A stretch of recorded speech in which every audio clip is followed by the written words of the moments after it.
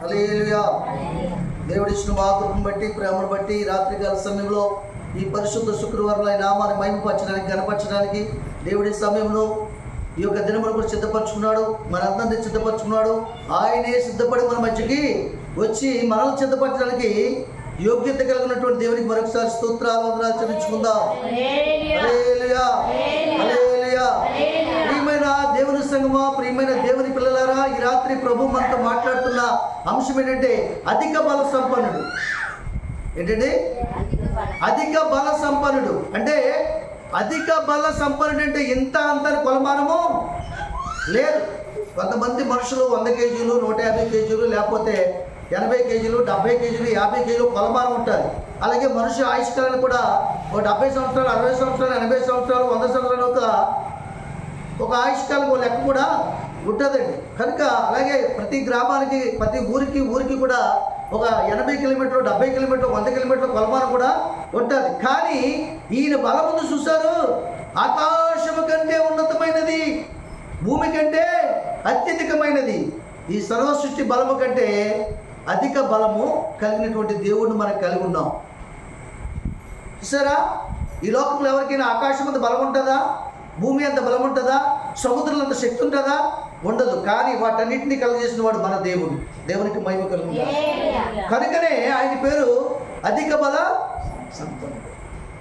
అందుకనే భక్తుడు ఏమంటున్నాడైనా, ఆయన ఏం చూడాలనుకుంటున్నాడంటే అధిక బల సంపన్నుడా నీ బల పరాక్రమములు నే ధ్యానించుచు నీతో నడుచు భాగ్యము కలిగించినావు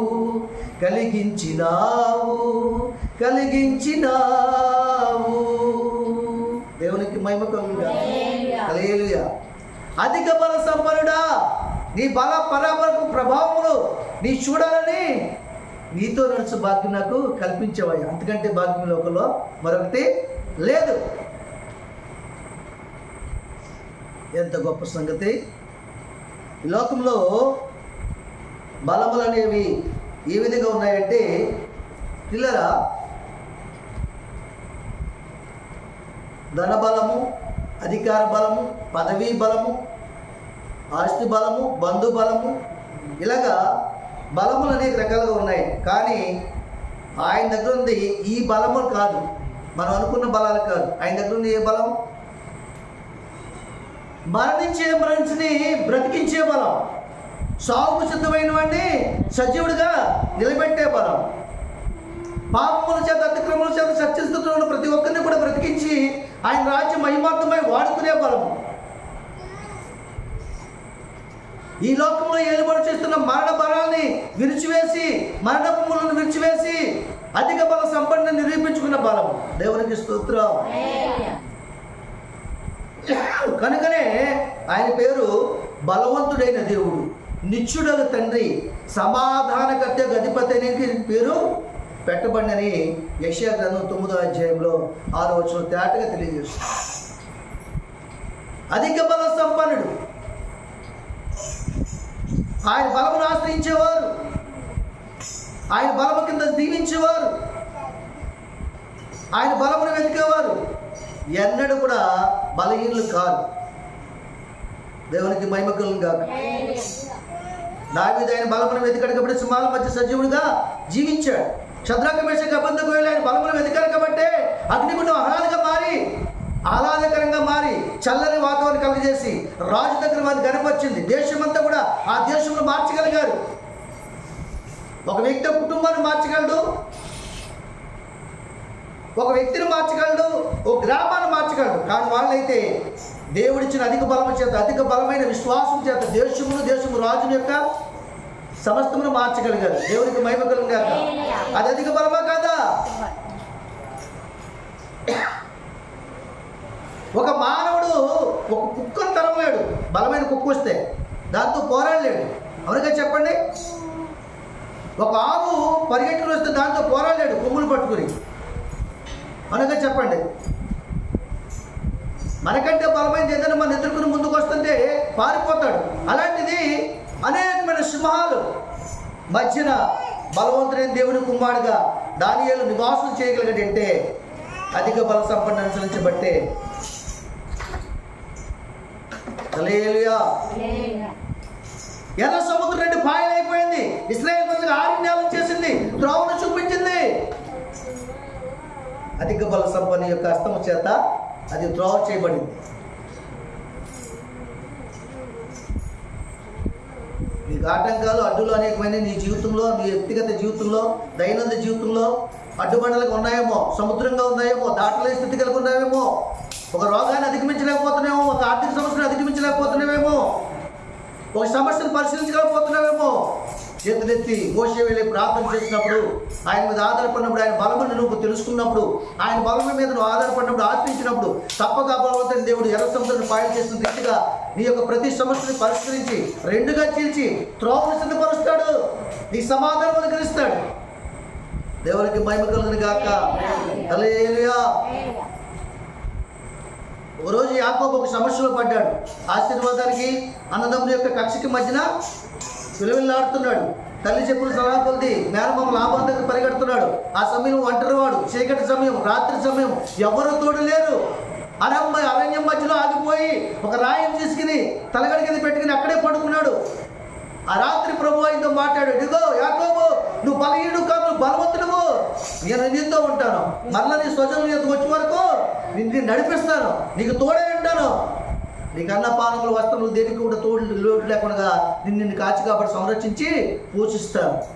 కాబట్టి నువ్వు వెళ్ళుటకు భయపడదు. దేవునికి మహిమ కలుగుగా. హల్లెలూయా. నువ్వు ఏదైనా సమస్యకు భయపడుతున్నావు, అనారోగ్యానికి భయపడుతున్నావు, అప్పుల బాధకు భయపడుతున్నావేమో, ఈ పిల్లలు పెళ్ళిళ్ళ చేయాలని భయపడుతున్నావేమో, తండ్రి లేడు కదా, ఆడపిల్లలు కదా, జీవితం వెళ్ళాలనుకుంటున్నావేమో, ఈ సమస్యను ఎలా పరిష్కరించుకోగలను ఆలోచనలు పడవేమో. దేవుని మీద ఆధారపడితే, ఆయన బలమును వెతికితే నీకు అసాధ్యమైనది ఏది కూడా లేదు.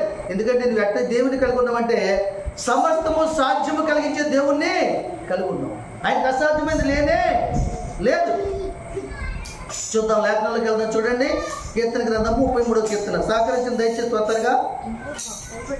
కీర్తన గ్రంథము 33వ కీర్తన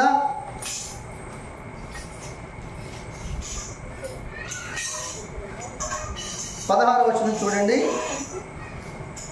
33వ కీర్తన 16వ వచనం నుంచి, ఏ రాజును సేనా బలము చేత రక్షింపబడడు, ఏ వీరుడును అధిక బలము చేత తప్పించుకోడు. రక్షించుటకు గుర్రం అక్కర రాదు, అది దాని విశేష బలము చేత మనుషులను తప్పించజాలదు.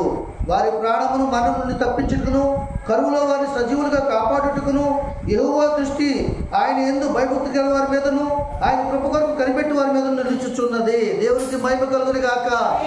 హల్లెలూయా. చూసారా, మనం ఇందాక చెప్పుకున్నాం కదా, మనుషుల బలం కానీ, బంధాల బలం కానీ, ధన బలము కానీ, ఆస్తి బలం కానీ, అధికార బలం కానీ, పదవి బలం కానీ, ఏ బలము కూడా మనిషిని రక్షించలేదు. నీ అవసరం ఉన్నంత వరకు బంధువుల బలం నీతో ఉంటుంది. నీ డబ్బు ఉన్నంత వరకు నీ యొక్క చుట్టూ ఉన్న వారి బలం నీతో ఉంటుంది. నీకు సపోర్ట్ చేస్తారు. న్యాయానికి మారుతారు, న్యాయములు అన్యాయానికి మారుతారు. నువ్వు మంచివాడు కాకపోతే మంచివాడు అంటారు, చెడ్డవాడికి పూలదండలు వేస్తారు. లోకం యొక్క రీతి అది. పిల్లరా, అధికారం ఉన్నంత వరకు నీ నమస్కారాలు పెడతారు. నువ్వు చెప్పకపోయిన పనులు చేస్తారు. నీ ఇంటికి వచ్చి దాసరికం చేస్తారు. అది కాస్త పోతే నమస్కారం ఎవరు పెట్టరు. ఈ బలాలన్నీ కూడా క్షయమైనవి, లయమైనవి, ఇంతలో కనబడి అంతలో మాయమైపోయేవి, త్రాసు మీద ధూళి వంటివి, నీటి బుడగ వంటివి. ఇవి మంచులాంటివి. సూర్యకిరణాలు పడగానే ఆరిపోతాయి, సమస్య రాగానే పారిపోతాయి బంధాలు. నీ చుట్టూ ఉండవు. నీకు అన్నీ బాగుంటే నీకు చుట్టూ ఉంటాయి. దేవునికి మహిమ కలుగును గాక. కాబట్టి ఏ రాజులు చాలా బలము చేత రక్షింపబడ్డాడు. రాజులు వాళ్ళ సైన్యం ఉంటుంది కదా, ఆ సైన్యం చేత ఏ రాజు కూడా రక్షింపబడ్డాడు. చూడండి, ఇప్పుడు మనకి యుద్ధాలు జరుగుతున్నాయి. దీనికి హమాస్కి ఇజ్రాయెల్కి, మళ్ళీ ఇరాన్కి ఇజ్రాయెల్ జరుగుతుంది కదా, జరుగుతుందా లేదండి? మొన్న మరి ఇరాన్ తాలూకా సైన్యాధ్యక్షుల్ని ఇజ్రాయెల్ చంపేసింది. ఎంతో సైన్యం ఉంది వాళ్ళకి, వాళ్ళు రక్షింపగలిగిందా? లేదు. ఏ రాజు కూడా సేనా బలం చేత రక్షింపబడ్డాడండి. అంతేకాకుండా ఏ వీరుడు అధిక బలం చేత తప్పించుకోలేదు. ఏ వీరుడు కూడా అధిక బలం చేత తప్పించుకోలేదు. చూడండి, ఒక బాక్సర్ ఉంటాడండి, ఒంటరిగా ఒకటితోటే పోరాడగాడు ప్రత్యర్థితో, వేరొక బాక్సర్తో. కానీ అదే 10 మంది చిల్లర బాక్సులు వచ్చారనుకోండి, ఈ ఒక్కడిని చంపేస్తారు. చంపుతారు, చంపరా? ఈ బలం పనిచేద్దా? పనిచేద్దా? కాబట్టి పిల్లరా, దేవుడి సందులో రక్షించిన గుర్రము అక్కడ రాదు. ఇంకేం చెప్తున్నాడు? అది దాని విశేష బలం చేత మనుషులను తప్పించజాలదు. చూసారా, రక్షించిన గుర్రము అక్కడికి రాదండి. గుర్రము అన్నిటికంటే వడిగా పరిగెడుతుంది, బలముగా పరిగెడుతుంది, వేగంగా పరిగెడుతుంది, చాలా బలంగా పరిగెడుతుంది. అయినను రక్షించుడు అది అక్కడకు రాదండి. మనుషులు రక్షిస్తారు. కొందరు గుర్రములను బట్టి, కొందరు రథం బట్టి అతిశయిస్తారు, కానీ నేనేది మన దేవుడిని యెహోవాయందు అతిశయపడుచున్నాను అన్నాడు. కనుక ఏ రాజును చాలా బలం చేత రక్షింపబడరు, ఏ వీరుడు అధిక బలం చేత తప్పించుకుంటాడు. హల్లెలూయా. చూడండి, నిజానికి చూసుకున్నట్టయితే సౌలు మహారాజు మొట్టమొదటి మహారాజు ఇశ్రాయేలు ప్రజలకి, తర్వాత దావీదు మహారాజు, తర్వాత అనేక మంది రాజులు వచ్చారు. కానీ ఆయన బలము చేత, సైన్య బలం చేత తను రక్షించుకోలేక భయపడ్డా లేదా? గులియాదికి భయపడ్డా లేదా? సైన్యం ఉన్నప్పుడు కూడా ఎంచేత దేవుని బలాన్ని కోల్పోయాడు, దేవుని మీద విశ్వాసాన్ని కోల్పోయాడు, దేవుని మీద నమ్మకత్వాన్ని కోల్పోయాడు. చిన్నవాడైనా సరే తనకు చేసిన క్రియలను బట్టి, తన సాక్ష్యాన్ని బట్టి, గొర్రె పిల్లల సింహాల నోటి నుంచి విడిపించినటువంటి ఆ బలమైన శక్తిని బట్టి దాన్ని అనుభవించి, ఇదిగో ఇశ్రాయేలు ప్రజలు తిరస్కరిస్తుంది, పిలుస్తుంది, నేనే చేయిస్తాను అని ముందుకు వచ్చాడు. దేవుని బలం వచ్చాడు. ఎవరు? చిన్నవాడైనా దావీదు. ఇప్పుడు ఎవరి బలం గొప్పది? సౌలు యొక్క సైన్యము బలం గొప్పదా? దేవుని మీద ఆధారపడిన దావీదు, చిన్నవాడైన దావీదు బలం గొప్పదా? దావీదు బలమే గొప్ప. దేవునికి మహిమ కలుగును. హల్లెలూయా. లోకులందరూ, శాస్త్రులు, పరిచయులు, మంత్రికులు, సైన్యాధిపతులు, రాజు యొక్క సైన్యము, రాజు యొక్క అధికారులందరూ ఆలోచన చేశారు. సింహాల తినని రాజాదిని మీరింపజేసి, అతిక్రమింపజేసి సింహాసనంలో పడైతే వీడి శరమలు కుదిరిపోద్ది, వీడిని తప్ప మనల్ని ఎవరు పొగట్లేదు రాజు, వీడిని ఎలాగైనా తప్పించాలి, వీడిలో దోషం కనుగొనలేకపోతున్నాం, రోషం కలిగిన వాడు, భక్తి చేయడం మాడు, కాబట్టి ఈ ఆజ్ఞ పుట్టిద్దాం, ఈ శాసనాన్ని పుట్టిద్దాం, రాజు దగ్గర శాసనానికి ఒక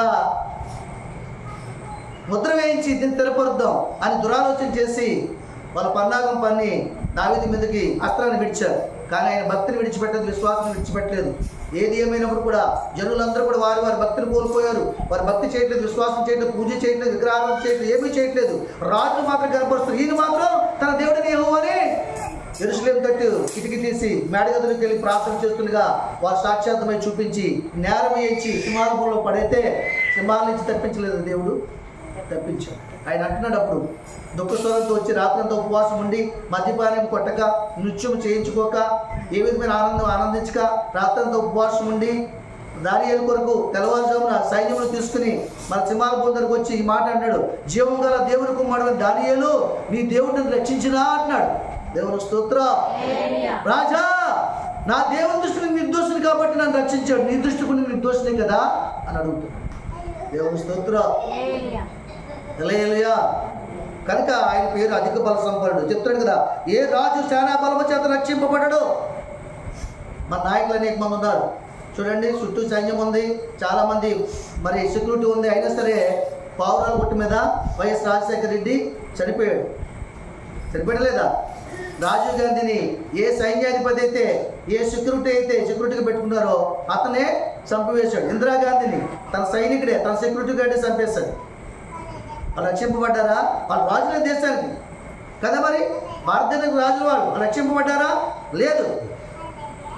కాబట్టి ఏ రాజును కూడా సేనా బలం చేత రక్షింపబడ్డాడు, ఏ వీడు అధిక బలం చేత తప్పించుకోడు. రక్షించిన గుర్రం అక్కడ రాదు, అది దాని విశేష బలం చేత మనుషులు తప్పింపజాలదు.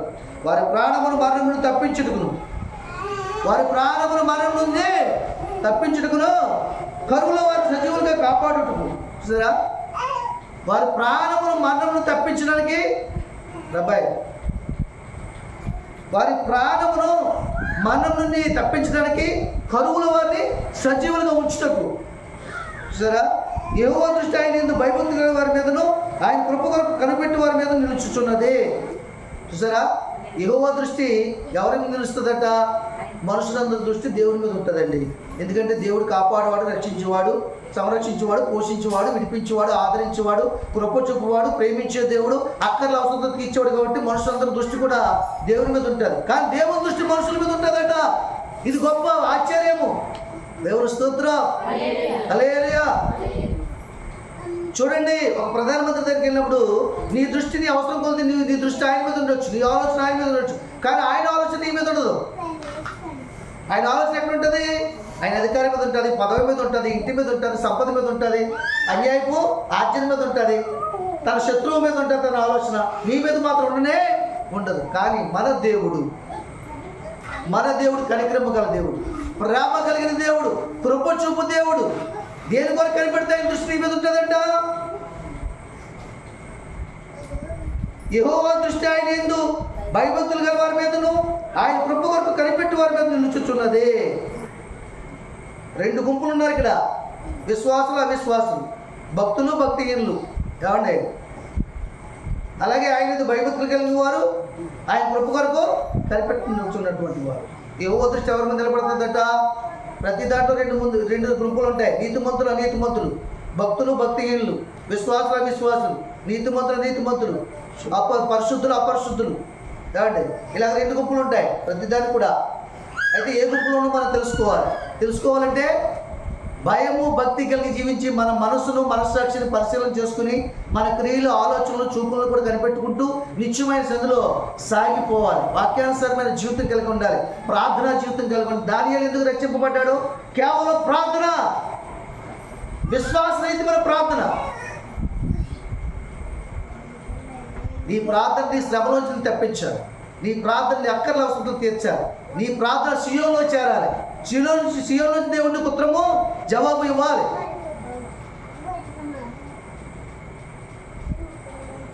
ఆయన భయము భక్తి.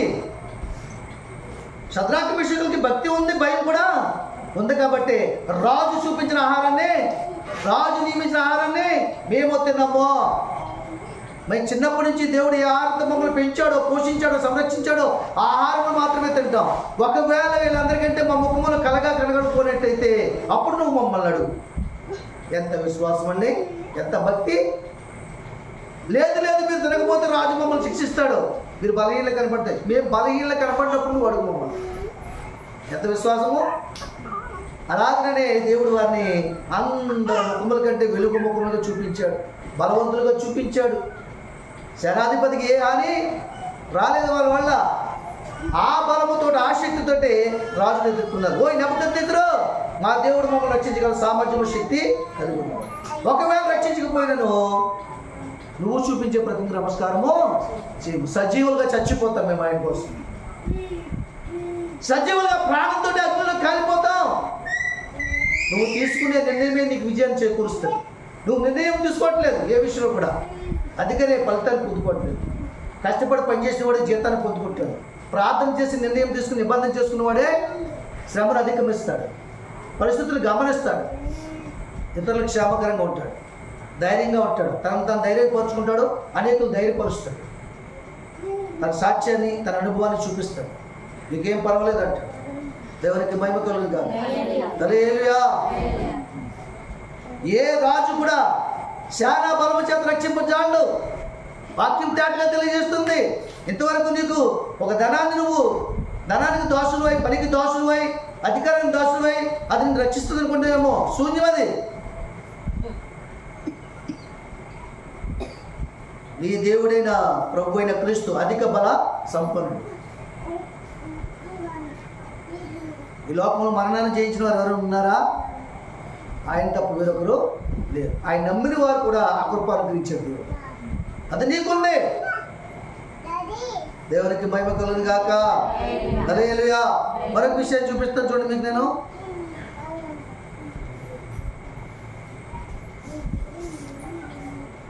అరవై 62 కీర్తన 11-12 వచనం. మరొక భాగం ఉంది, అది వచ్చేవారు చూద్దాం. 62 కీర్తన 11-12 వచనం. బలము తనదని ఒక మారు దేవుడు తెలవిచ్చెను, 2 మార్లు ఆ మాట నాకు వినబడు. ప్రభువా, మనుషులందరికీ వారి వారి క్రియలు చొప్పున నీవే ప్రతిఫలం ఇచ్చున్నావు కనుక కాగా కృప చూపుట నీది. దేవునికి మహిమ కలుగును గాక. బలము తనదని ఒక మారు దేవుడు సెలవిచ్చెను, 2 మార్లు ఆ మాట నాకు వినబడింది. బలము తనదని ఒక్క మారు చెప్పాడు దేవుడు, 2 మార్లు వినబడిందంట. ఎంత అండర్స్టాండింగ్ చేసుకుంటారు సార్, అర్థం చేసుకోండి. బలం ఎవరిది? చిన్న జ్వరం వస్తే చాలండి కింద పడిపోతాం దోమలాగా. పరిస్థితులన్నీ మారిపోతాయి. మారిపోవా? అప్పుడు దాకా ఉన్న మనసు గ్యాస్లో కూర్చుంది అనుకోండి, పరిస్థితులు మారిపోతాయి. మరి వ్యాపారి వారు మరి జీవించున్నవంటే ఆయన కృప, బ్రతుకుచున్నవంటే ఆయన కృప, చెల్లిస్తున్నవంటే ఆయన కృప, ఒక ముద్ద అన్నం తిని దాన్ని నిరించుకోగలుగుతున్నామంటే ఆయన కృప. ఎంతమంది తినైనా సంపూర్ణంగా భోజనం చేసి తృప్తిగా జీవించగలుగుతున్నారు? ఎంతమంది హాస్పిటల్లో ఉన్నారు, రుచికరమైన భోజన పదార్థాలు పెట్టుకుని వెళ్ళి, అమ్మ ఒక ముద్ద తినమ్మా, నాన్న ఒక ముద్ద తిన్నానా, ఎండాలైనా భోజనం చేసి ఆ తల్లి కన్నీరు కలుస్తూ ఆ ముద్ద ప్రేమతో పెట్టాలనుకుంటుంటే ఆ ముద్ద నోట్లోకి కట్టలేదు కుమ్మాడికి. వేదన, శోధన, కన్నీరు, భయంకరమైన పరిస్థితి, ఎవరికి లేని బాధ నాకు ఎందుకు వచ్చింది అని తల్లి అల్లాడిపోతుంది. మన మధ్యలో జగదీష్ పరిస్థితి చూసుకోండి. తండ్రి లేడు, తల్లి ఉంది, పట్టించుకునే వాళ్ళు లేరు, నానెవరు లేదు, స్తోమత లేదు. ఎలాంటి పరిస్థితి? చాలామంది 190 మంది ఈ బాధలోనే ఉన్నారు. 10 మందే క్షేమం ఉన్నారు. ఆ 10 మంది దేవుని ఏళ్ళ భయభక్తులు కలిగిన వారు, ఆయన కృప కొరకు కనిపెట్టేవారు. అందుకని ఏమన్నా ఆయన కృప గురించి, ఆయన కృప ఉంటే చాలండి. ఆయన కృప ఉంటే నీ మాట చాలయ్యా, నీ చూపు చాలయ్యా, నీ తోడు చాలయ్యా, నీ నీడ చాలయ్యా, నీ మాట చాలయ్యా, నీ చూపు చాలయ్యా, నీ తోడు చాలయ్యా, నీ నీడ చాలయ్యా, నీ నాకు చాలయ్యా,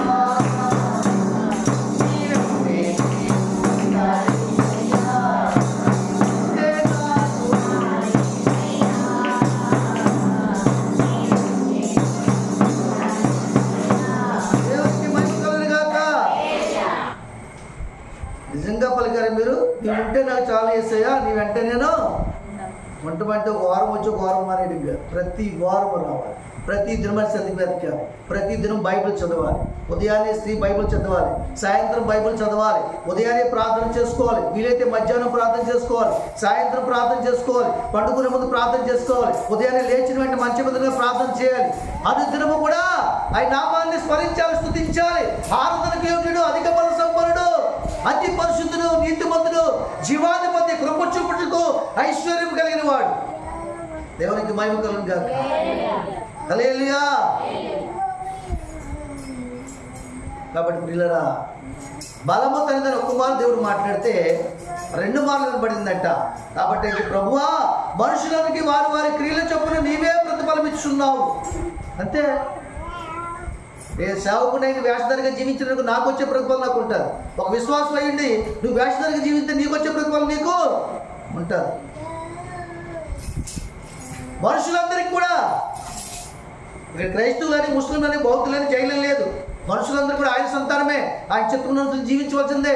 ఆయన చిత్తంలో తప్పుకుని ఎవరైతే జీవిస్తున్నారో, వాళ్ళ ఇష్టాన్ని ఎవరైతే నెరవేర్చుకుంటున్నారో, పాపాన్ని పాత్రలు ఎవరైతే జీవిస్తున్నారో, ఎవరైతే అహంకారంలో జీవిస్తున్నారో, ఎవరైతే భక్తిలో జీవిస్తున్నారో, ఎవరైతే దేవుని మార్గం చెడిపోయింది అనుకుంటున్నారో, దేవుని భక్తి చేయడం శూన్యం అనుకుంటున్నారో, అది లాభకరమైనది కాదనుకుంటున్నారో, వారందరికీ కూడా వారి క్రియలు చెప్పిన దేవుడు ప్రతిఫలము ఇచ్చే దేవుడు. అలాగనే కృప చూపుట నీ వంతు తండ్రి అంటున్నాడు.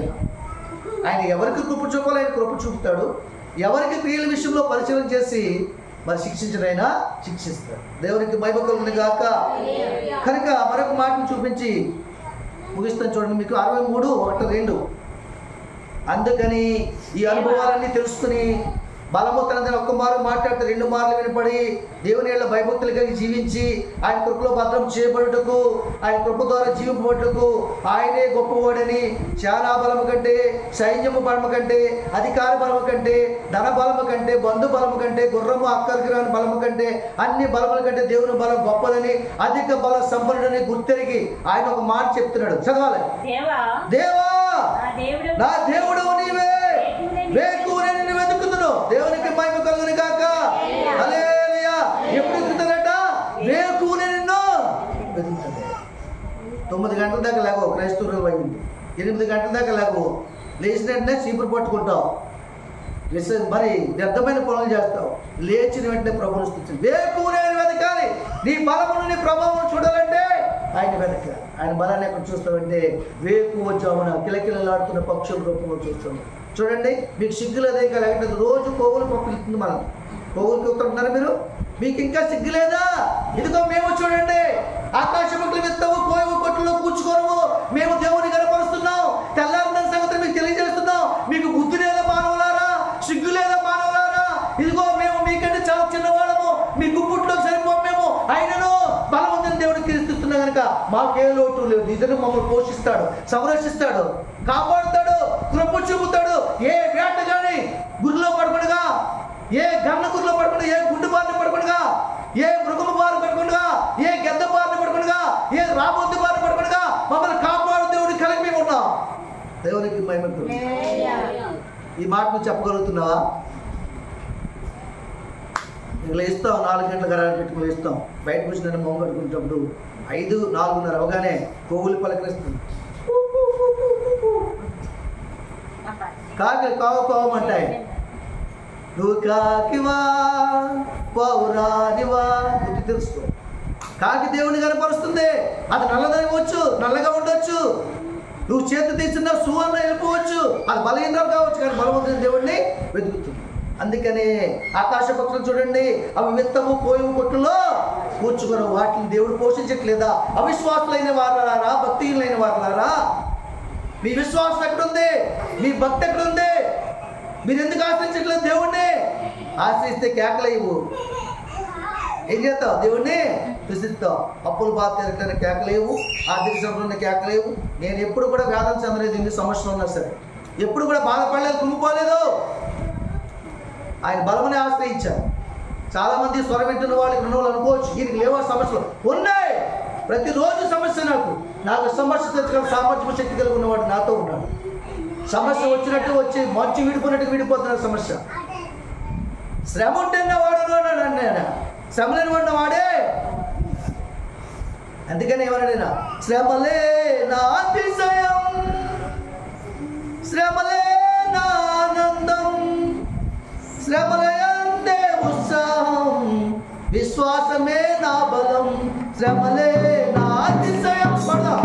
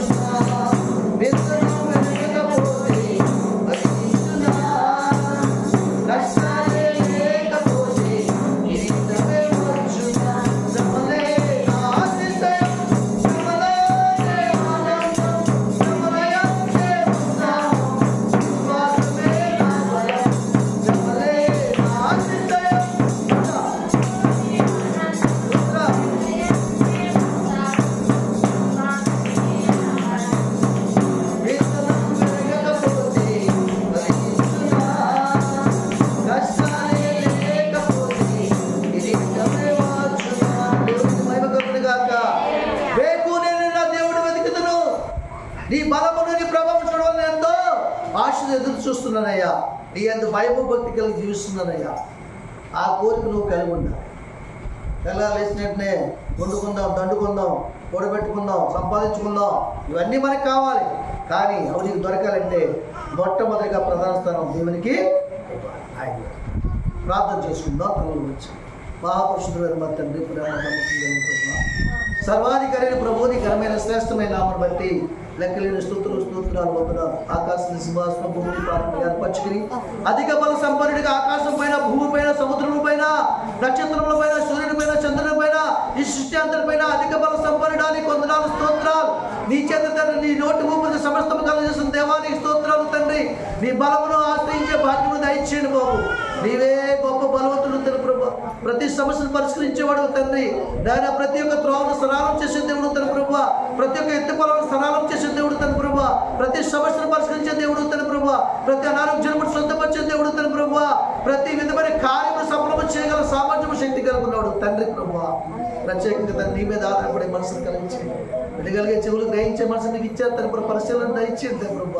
ప్రతిదీ కూడా తన ప్రభు భయపడకుండా, దేనికి భయపడకుండా, నీకు భయపడుతుంది అని భయభక్తులు కలిగి నీ ప్రభు కొరకు కనిపెట్టే మనసు ప్రతి ఒక్కరు దయచేయండి. మరి ఏ సమస్యలు ఉన్నారో ఆ సమస్యను పరిష్కరించి ధైర్యపరచండి, కృప చూపించండి. నాయన జీవ కిరీటం పొందుకుని విశ్వాసంలో పరిగెట్టే భాగ్యం దయచేయండి. కృప చూపిన నీ వంతునైనా మనుషులందరికీ వారి క్రియలు చెప్పిన ప్రతిఫలం ఇచ్చే దేవుడు, తీర్పు తీర్చే దేవుడు ఒక్కడే తండ్రి. సహాయం దయచేయమని, కృప చూపించమని, సమస్త ఘనత మహిమ ప్రభావం మీరు ఒక్కరే పొందుకోమని యేసయ్య శక్తి గల నామములో వేడుకుంటున్నాను పరమ తండ్రి. ఆమేన్.